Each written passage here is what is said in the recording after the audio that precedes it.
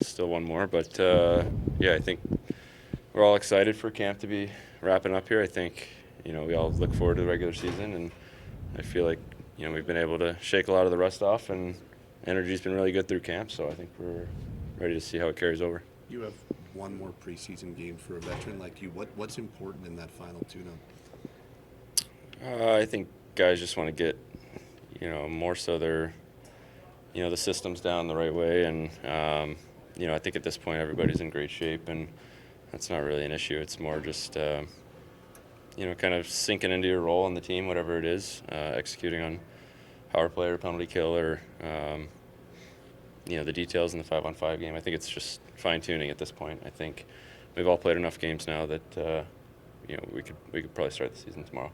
We saw you skating a little bit with Coleman today. Someone who doesn't know a ton about his game, what do you like about the way he plays?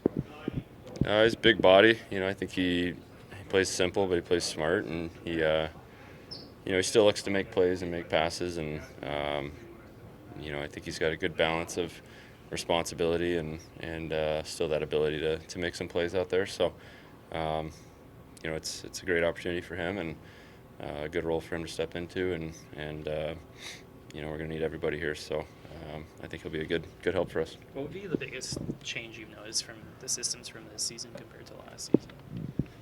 Probably the D zone. I think that's the most glaring one. I think there's subtle differences in a few other parts of the game, but as far as a system overhaul, I think the D zone's definitely the biggest change. And then in terms of Mark Savard, the guy that seems like a ball of energy, and just what's his impact been on the forward so far? Yeah, he's been good. Obviously, he's got a really creative mind. He's added a lot more kind of set plays and face-off plays and things that maybe we didn't utilize a ton over the last couple of years. And they're little things, but they can add up in a game to be a big thing. Because obviously in this game, one goal or one shift can make a difference. So getting that advantage off of draws and obviously special teams wins a lot of games for you. So. He's been great. A lot of energy from him, and some pretty good one-liners as well. Coles, at this time last year, some people were picking the Flames to win the Stanley Cup. There's no chatter about that at this time this year. Do you guys feel like underdogs? And if so, how can you maybe use that to your advantage? Yeah, definitely. I think there was a lot of noise last year, and I think this year, like you said, there's maybe the occasional person that thinks we got a good squad, but it's we've been overlooked a lot, and I think that's a great role to be in. I think, I've been that way my whole career, my whole life, and so I'm excited to step back into that role. And we got a lot of guys that got that fight in them and that fire to win. So at the end of the day, it doesn't really matter what people are saying. As you saw last year, it's what you put on the ice, and for us, we're just looking one day at a time, one game at a time. So first one's here against Winnipeg, and we'll get the ball rolling.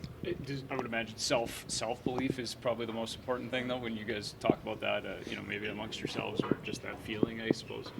Yeah, nobody can give you confidence in this league, and confidence plays such a big role. So at the end of the day, that's on each individual, and finding that within themselves, finding what their strength of their game is and bringing it every night for our team. And I think, I've been around a while, so I kind of understand that bit, but it's going to be on the veterans of this team to bring the younger guys along, and they're going to bring that energy, but we got to help them develop their confidence in this league and let them feel like they're game changers for us, which we need them to be. And so I guess confidence is kind of the one thing that media can say what they want, but confidence comes from within.